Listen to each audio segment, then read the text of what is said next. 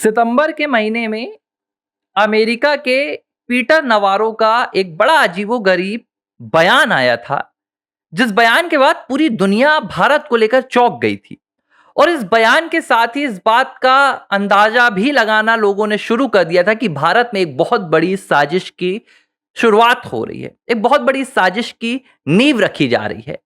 जिस बयान में पीटर नवारो ने कहा था कि भारत में जो रसिया से ऑयल आ रहा है, रूस से, उसका जो पूरा मुनाफा है वो भारत में ब्राह्मण कमा रहे हैं और जो दूसरी जाति के लोग हैं उनका शोषण हो रहा है। इस बयान को भारत में तो एक मजाक के तौर पर देखा गया और कहा गया कि भाई शायद पीटर नवारो को भारत में क्या हो रहा है इस बात की जानकारी नहीं है। लेकिन अगले महीने यानी कि अक्टूबर में, इस महीने भारत में 3 ऐसी घटनाएं हुई जिन घटनाओं में एक बहुत बड़ी साजिश नजर आई, जिस साजिश में भारत का विपक्ष बढ़ चढ़कर सामने था।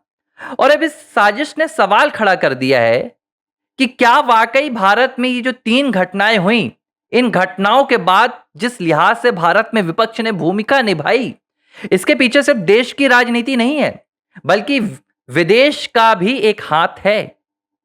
पहली घटना 2 अक्टूबर को हुई थी, जो उत्तर प्रदेश के रायबरेली से सामने आई थी, जहां रायबरेली में एक 38 साल के दलित व्यक्ति, दलित युवक हरिओम वाल्मीकि की भीड़ ने चोरी के शक में हत्या कर दी। हालांकि इस घटना के बाद पुलिस ने तत्परता दिखाई। योगी सरकार ने 5 पुलिसकर्मियों को तत्काल सस्पेंड किया। 20 से 25 जो 21 आरोपी हैं, उन आरोपियों के खिलाफ मामला दर्ज किया और अब तक 15 करीब आरोपियों की गिरफ्तारी हो चुकी है। इस पूरे मामले को लेकर कांग्रेस पार्टी, समाजवादी पार्टी और खास तौर पर जो तमाम विपक्षी दल हैं, उन्होंने कहा कि यह जातिवाद की लड़ाई थी। मृतक दलित था और दलित होने की वजह से उसकी हत्या कर दी गई। बताया गया कि राहुल गांधी का उन्होंने नाम पुकारा, राहुल गांधी ने खत भी लिखा, राहुल गांधी मिलने भी जाएंगे, ये तमाम चीजें हुई। पूरे उत्तर प्रदेश में यह अफवाह फैलाई गई कि जो लोग मारने वाले थे उन्होंने योगी आदित्यनाथ का नाम लिया था। यह मामला बढ़ ही रहा था कि अचानक एक अपडेट आ जाती है और इस अपडेट आने के बाद विपक्ष यहां से भाग निकलता है। अपडेट आती है कि जो 21 आरोपी इस मामले में तय किए गए हैं, उनमें से जो 15 की गिरफ्तारी हुई, इस 15 में 7 व्यक्ति तो दलित थे। यानी कि जिन पर आरोप लग रहे हैं वो खुद मृतक की जाति के थे। इसके अलावा कुछ पिछड़ा वर्ग से थे, कुछ सामान्य भी थे, जो ये बात तय करती है कि इस पूरे मामले में जातिवाद का दंश कहीं नहीं था। ये एक अपराध था जिस अपराध के पीछे का मकसद आक्रोश हो या जो भी हो, लेकिन जातिवाद नहीं था। और जब ये कहानी सामने आई कि मृतक को मारने वाले खुद मृतक की जात के थे, तो इस मामले से विपक्ष ने अपने कदम पीछे कर लिए और उनका पूरा का पूरा यहां पर जो प्लान था वो फेल हो गया। दूसरी घटना फिर आती है सुप्रीम कोर्ट से निकलकर 6 अक्टूबर के दिन। भारत के मुख्य न्यायाधीश के ऊपर एक सुप्रीम कोर्ट के वकील, जिनका नाम राकेश किशोर है, जूता फेंकते हैं। इस घटना को लेकर पूरे देश में माहौल बनाया गया। कहा गया कि यह लड़ाई दलित बनाम मनुवादियों की है, यह लड़ाई दलित बनाम हिंदूवादियों की है। और पूरे भारत में यह माहौल पैदा करने की कोशिश की गई कि अगर दलित व्यक्ति भारत के किसी सर्वोच्च पद पर भी चला जाता है तो भी उसके साथ जातिगत भेदभाव होंगे। एक अराजकता सा माहौल बनाने का प्रयास किया गया। लेकिन राकेश किशोर सामने आते हैं, जो आरोपी हैं इस मामले में, और वो कहते हैं कि भाई आपने किस पैमाने के आधार पर यह तय कर लिया कि मैं ब्राह्मण हूं, मैं खुद दलित हूं, मेरी जाति जो है वो दलित है, और ये जो मैंने कांड किया है इसका कहीं से भी कनेक्शन दलित होने से या ना होने से है। इसका सीधा कनेक्शन वो जो सीजेआई ने भगवान विष्णु को लेकर टिप्पणी की थी उससे है। यहां पर भी मामला उल्टा हो गया। और जो तीसरी यहां पर घटना निकल कर आई, इस घटना ने तय कर दिया, साबित कर दिया कि भारत के भीतर अराजकता फैलाने के लिए लगता है कि विपक्ष ने विदेशी ताकतों के साथ हाथ मिला लिए हैं। America, Bangladesh, Pakistan, Myanmar, Malaysia, Afghanistan, Pakistan, कहां से यह हो रहा है इस पर मैं भी टिप्पणी नहीं करूंगा, लेकिन यह हो रहा है। तीसरी घटना आई पूरन कुमार की। हरियाणा के रोहतक के एडीजीपी आईपीएस पूरन कुमार आत्महत्या करते हैं। आत्महत्या से पहले पूरण कुमार एक लेख लिखते हैं, सुसाइड नोट जिसे कहा जा सकता है, और इसमें वो बताते हैं कि लंबे समय से उनके साथ जातिगत भेदभाव होता आया है, डिपार्टमेंट के भीतर उनका शोषण होता आया है, उनके साथ बदतमीजी की जाती थी, मानसिक तनाव दिया जाता था, जिसके बाद उन्होंने ये कदम उठा लिया। मामला सामने आया तो ये बड़ा अपने आप में हैरान कर देने वाला मामला लगा कि एक आईपीएस स्तर का व्यक्ति जो यूपीएससी क्वालिफाई करके यहां पहुंचता है, वो जातिवाद का शिकार हो गया और उसने इसकी शिकायत कहीं नहीं की, बल्कि उसने आत्महत्या जैसा प्रयास कर लिया।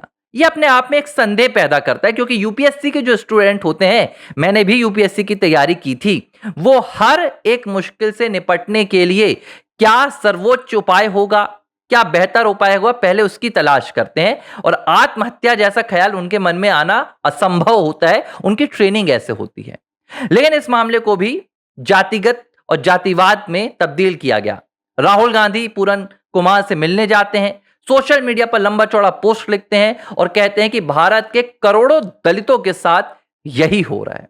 जाहिर सी बात है, इस तरह की पोस्ट करने के पीछे की मंशा एक ही है कि भाई समाज में एक विभेद पैदा हो, टकराव पैदा हो, जातियां आपस में लड़े, ब्राह्मण दलित से लड़े, ब्राह्मण आदिवासी से लड़े, ठाकुर छत्री एक दूसरे से सब लड़ें और समाज में एक अराजकता फैल जाए। मैं ऐसी बात क्यों कह रहा हूं? इस मामले में कांग्रेस ने जल्दबाजी की, पूरा माहौल बनाया, देश भर में नारेबाजी की और राहुल गांधी पूरन कुमार से मिलने चले गए। जिस दिन राहुल गांधी मिलने गए, उसी दिन एक और घटना सामने आ गई। इसी मामले में पूरन कुमार के खिलाफ जो एक जांच चल रही थी, उस जांच का जो एक एएसआई था, संदीप, उसने खुद आत्महत्या कर ली, संदीप लाठरे। और आत्महत्या की वजह जो उन्होंने बताई, वो इससे भी चौंका देने वाली। संदीप बताते हैं कि जो पूरन कुमार हैं, वो अपनी जाति को लेकर सभी को डराया करते थे। कहते थे कि मैं दलित समाज से हूं, अगर आपने मेरे खिलाफ कुछ करने की कोशिश की तो आपको SC/ST एक्ट में फंसवा दूंगा। वो कहते थे कि मेरे चाचा विधायक हैं, मेरी पत्नी आईएएस है। और यही नहीं, एएसआई ने तो यह भी दावा किया, जो हरियाणा का गैंगस्टर है राव इंद्रजीत, उससे एक मामले में उसका नाम हटाने के लिए पूरन कुमार ने 50 करोड़ की रिश्वत ली थी। भ्रष्टाचार का उनके खिलाफ मामला चल रहा था, जांच चल रही थी, और गिरफ्तारी के डर से उन्होंने ये आत्महत्या कर ली और डिपार्टमेंट को, पुलिस को बदनाम करने के लिए ये जातिवाद का एंगल खेल गए। एएसआई कहते हैं कि मेरे एसपी और मेरे डीजीपी वो निर्दोष हैं। बड़ी हैरान करने वाली बात है कि एक आईपीएस हैं जो खुद को जातिवाद का शिकार बता रहे हैं, और दूसरा एक एएसआई है जो अपनी जान दे रहा है और वो कह रहा है कि जातिवाद का इस्तेमाल तो आईपीएस खुद किया करते थे। बहरहाल ये जांच का विषय है कि किसने क्या किया था, लेकिन कांग्रेस पार्टी ने इसको भी पूरी तरह से जातिवाद के एंगल में घोल दिया। अब सवाल ये उठ रहा है कि जब तीनों मामलों में सच कुछ और निकल रहा है, तीनों मामलों में, एक में जो मामला निकल रहा है वो भीड़ का, उपद्रवी भीड़ का मामला था, वहां पे जाति का एंगल नहीं था। दूसरा जो मामला निकल रहा है वो सनातन अपमान पर आक्रोश का मामला था, वहां पर जाति का कोई एंगल नहीं था। और जो तीसरा मामला निकल कर आया पूरन कुमार का, वो भ्रष्टाचार से जुड़ा मामला है। यहां पर जातिवाद की कोई जगह ही नहीं थी। जाति को लेकर भेदभाव की, जाति को लेकर अपमान की कोई लेश मात्र भी जगह नहीं थी। लेकिन पूरा प्लान कांग्रेस पार्टी ने रचा और तीनों प्लान में कांग्रेस पार्टी बुरी तरह फेल हो गई है। फेल होने के बाद सवाल उठ रहा है, यह देश में अचानक हर घटना में जाति ढूंढकर क्या कांग्रेस पार्टी किसी बड़ी अराजकता की तैयारी कर रही है? क्योंकि 3 घटनाएं फेल हो चुकी हैं, लेकिन हो सकता है आने वाली 2 घटनाओं में कांग्रेस का जो मकसद है वो पूरा हो जाए। जाहिर सी बात है, सरकार की जो जांच एजेंसियां हैं, मुझे लगता है उन्हें इस मामले में निष्पक्षता के साथ कांग्रेस पार्टी की पृष्ठभूमि देखनी चाहिए। उन्हें देखना चाहिए कि कांग्रेस वाकई में ये राजनीति से प्रेरित होकर कर रही है, सिर्फ राजनीतिक फायदे के लिए कर रही है, या किसी विदेशी ताकत का इसके पीछे हाथ है, और अगर है तो इस पर कार्रवाई होनी चाहिए। ABC हिंदी न्यूज, आज ही जुड़िए हर खबर के साथ